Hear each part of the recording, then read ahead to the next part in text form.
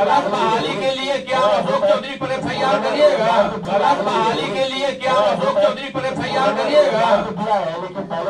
विभाग कोई भी नियुक्ति नहीं करता। नमस्कार। मंत्री अशोक चौधरी के पोस्टिंग को लेकर पिछले कई दिनों से अलग अलग तरीके के कयास लगाए जा रहे थे। इंडियन एक्सप्रेस जिन खबरों को लेकर सामने आए उसमें उन्होंने अशोक चौधरी के दो नाम को लेकर, अशोक चौधरी और अशोक कुमार को लेकर उन्होंने खबर को लिखा कि भाई इस वजह से उनकी पोस्टिंग पर रोक लगा दी गई है। हिंदुस्तान टाइम्स ने खबर चलाई थी कि वही 2009 जो यूजीसी का गाइडलाइन है पीएचडी को लेकर, उस गाइडलाइन पर वो खरे नहीं उतर रहे हैं। 2002 के वो पीएचडी हैं, इसको लेकर उन्होंने रोका है। कई राष्ट्रीय और बिहार के अखबारों और चैनल के लोगों ने अशोक चौधरी के पोस्टिंग पर लगी रोक को लेकर विभाग के एसीएस बी राजेंद्र से लेकर मंत्री तक ऑफिशियल स्टेटमेंट क्या है इसको लेकर लगातार कोई ईमेल के माध्यम से, कोई व्हाट्सएप मैसेज करके उनसे जानकारी लेना चाहते थे, लेकिन वो जानकारी देने से बचते रहे। आज शिक्षा विभाग का हर सोमवार को एक मंत्रालय का ब्रीफिंग होता है सूचना भवन में, तो आज शिक्षा विभाग का ब्रीफिंग था। सवाल आया कि भाई अशोक चौधरी के पोस्टिंग पर क्यों रोक लगा दी गई। तो जरा सुनिए कि अशोक चौधरी के पोस्टिंग पर रोक लगाने की बात को लेकर मंत्री जी ने कहा क्या है, क्योंकि इसी पर बहुत सारी चीज़ें निर्भर करती थी। लेकिन मंत्री जी यहाँ भी बड़ा कह सकते हैं कि अधकचरी जानकारी देकर वो बाहर निकलते हुए दिख रहे हैं। जरा सुनिए क्या कह रहे हैं मंत्री जी। 70,000 से ज्यादा स्कूल में। मंत्री महोदय, आपके अशोक चौधरी जो मंत्री हैं वो कब ज्वाइन कर रहे हैं प्रोफेसर में?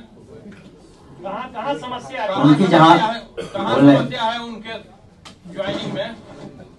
कमीशन को हम लोगों ने पुनः उनके मामले को भेज दिया है। कमीशन उसमें अपनी मंतव्य देगा, इंक्वायरी देगा। देखिए जो भी लिस्ट आती है वो हम लोगों ने उसका समीक्षा की और उनसे पुनः मंतव्य मांगा है। क्यों मांगा सर, क्या कमी है? कुछ कमी हो हम लोगों ने देखा तो देखिए कुछ बातें जो हैं वो आप निश्चित रूप से जाने कि इसकी सूक्ष्म गहराई से हम लोग देखते हैं और कहीं पर कोई डिफरेंसेस पाया तो इसलिए उनसे पुनः विचार करने के लिए और अपना मंतव्य देने के लिए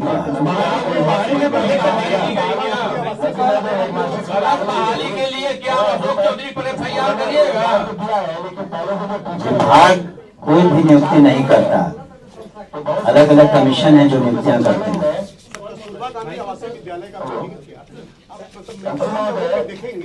सुन लिए, कुछ कारण है कि उसने आयोग को भेजा है कि आप उसको देखिए।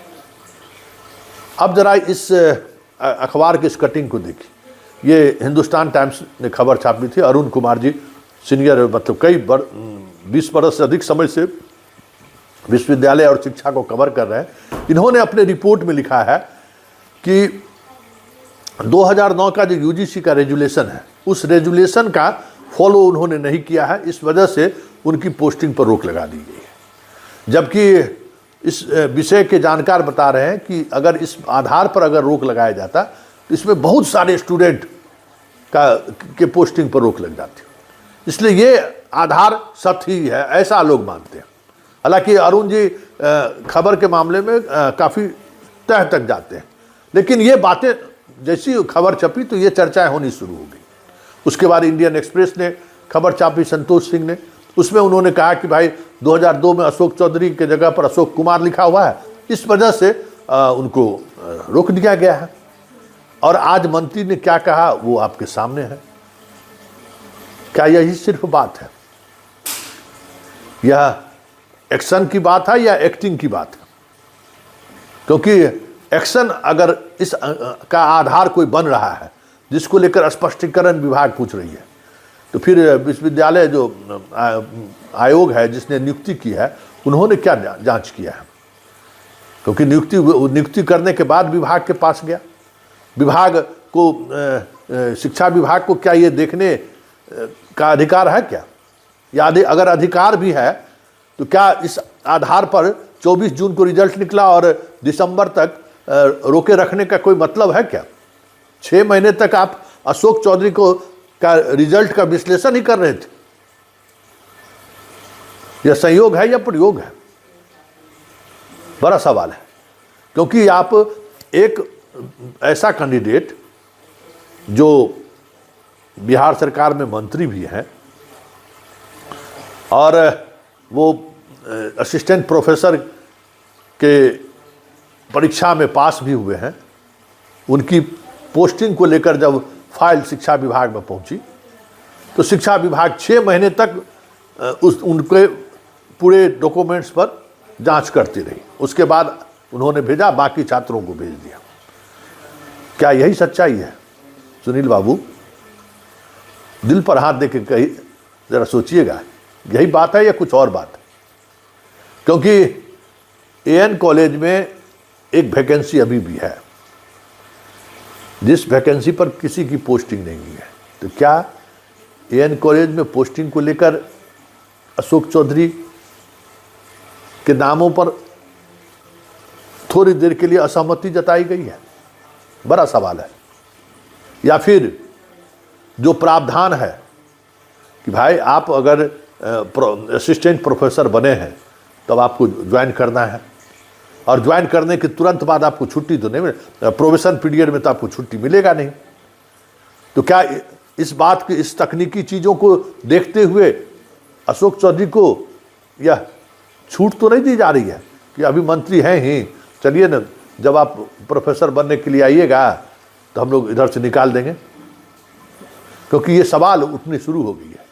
क्योंकि आपने देखा होगा कि मंत्री से जब ये सवाल पूछा गया कि कारण क्या है, तो मंत्री बचते दिखे। भाई कुछ तो बात होगी, और कहने में क्या है? अगर मंत्री, क्योंकि वो मंत्री भी हैं, एक छात्र ही नहीं है, वो बिहार सरकार के मंत्री भी हैं, और अगर उनके डॉक्यूमेंट्स में इस तरीके की गड़बड़ी की बात आप लोगों के सामने आ रहा है, आप ये समझ जाइए दोहरी जिम्मेवारी है, राज्य सरकार के मंत्री के रूप में भी और एक असिस्टेंट प्रोफेसर में के पद पर नियुक्त होने के दो बात है। और अगर मंत्री ने कुछ गड़बड़ी की है अपने डॉक्यूमेंट्स में, जो आपको संदेह पैदा किया है, संदेह पैदा किया तभी ना आप आयोग को भेजे हैं जांच करने के लिए। तो संदेह पैदा किया है, तो इससे संदिग्ध कागजात को लेकर मंत्री जी की चुप्पी क्यों है? मीडिया के बार बार सवाल पर मंत्री जी बोलने से बचते क्यों दिखे? क्या यह संयोग है या प्रयोग है, या फिर ये एक्टिंग है या एक्शन है? दोनों बात अशोक चौधरी को लेकर जो चीजें चल रही हैं वो एक्टिंग है या एक्शन है? और अगर एक्शन है तो फिर इनके मंत्री पद पर बने रहने का मतलब क्या है? और फिर उसी आयोग के पास भेजे जाने का मतलब क्या है, जिस आयोग ने इनके नियुक्ति प्रक्रिया को, इनके सारे डॉक्यूमेंट्स को सही मानते हुए जब इनको नौकरी के लिए क्वालिफाई कर दिया, तो फिर दोबारा उसी आयोग के पास भेजने का क्या मतलब है?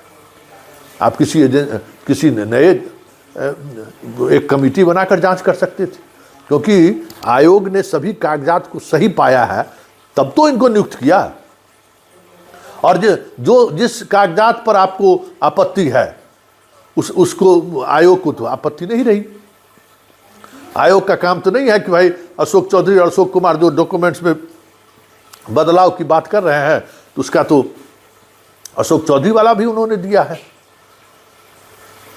तो फिर ये सारी बातें, मतलब अगर मान लीजिए आयोग ने उस बात को अनदेखी की है तो एक कमेटी से जांच करवा लेते, अब फिर दोबारा उनके पास भेजने का क्या मतलब है, जिसने गलती कर दी देखने में। इसी तरीके से एएन कॉलेज में पद रिक्त होने के बावजूद भी पॉलिटिकल साइंस का पद किसके लिए बचा कर रखा गया, सवाल है ना। इसी तरीके से सवाल ये भी है कि अशोक चौधरी के मामले में जो कुछ भी सामने है वो सच से परे है या फिर सच के करीब भी नहीं है। क्योंकि आप जो थंब रूल है, या यूँ कहे कि ये कानून आपको मानना ही मानना है, कि आप असिस्टेंट प्रोफेसर के रूप में जहाँ कहीं भी आपकी अभी पोस्टिंग होगी, आपको नौकरी ज्वाइन करना ही करना होगा। अब अगर आप 5-6 महीने तक ज्वाइन नहीं करते, आप छुट्टी ले नहीं सकते हैं, तो फिर आपके नौकरी को लेकर एक समय अवधि है, उस अवधि तक अगर आप ज्वाइन नहीं करेंगे तो आप अल्टीमेटली आपकी नौकरी खत्म हो जाएगी। तो इस नियम की बाध्यता को समझते हुए अशोक चौधरी को अभी फिलहाल ज्वाइन करने से रोकने की कोशिश तो नहीं है, ताकि क्योंकि वहाँ यहाँ ज्वाइन करेंगे तो उनको मंत्री पद छोड़ना पड़ेगा, कहीं एक ही जगह रहेंगे ना। तो ये सारी चीज़ें ऐसी हैं जो कहीं ना कहीं दिखा रहा है कि जो चीज़ें दिख रही है ना वो सच नहीं है, और जो सच है उस सच को छुपाने में पूरी शिक्षा विभाग लगी हुई है। यह साफ आज मंत्री के बयान से झलक तो आ गया है।